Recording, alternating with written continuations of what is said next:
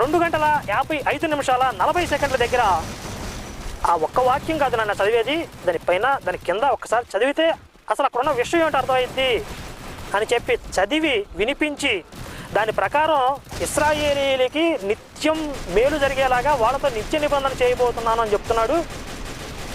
మరి యేసు వల్ల నూతన నిబంధన జరిగితే ఇశ్రాయేలీలకి మేలు జరగాలి కదా. యేసు రావడం వల్ల ఇశ్రాయేలీలకి కీడు కదా జరిగింది, వాళ్ళందరూ నరకానికి పోతారు కదా. ఇప్పుడు యేసు నమ్మలేదు కనుక ఇశ్రాయేలీలకి మేలు చేస్తానని చెప్పి కొత్త నిబంధన చేయబోతున్నాను అన్నాడు. మరి ఇశ్రాయేలీలకి మేలు జరిగే నూతన నిబంధన ఎక్కడ అని చెప్పి దానికి వివరిస్తూ దాన్ని ఖండించాను. ఇది పాయింట్ నెంబర్ 3. ఇక పాయింట్ నెంబర్ 4లో యేసు లోకరక్షకుడు అని చెప్పడానికి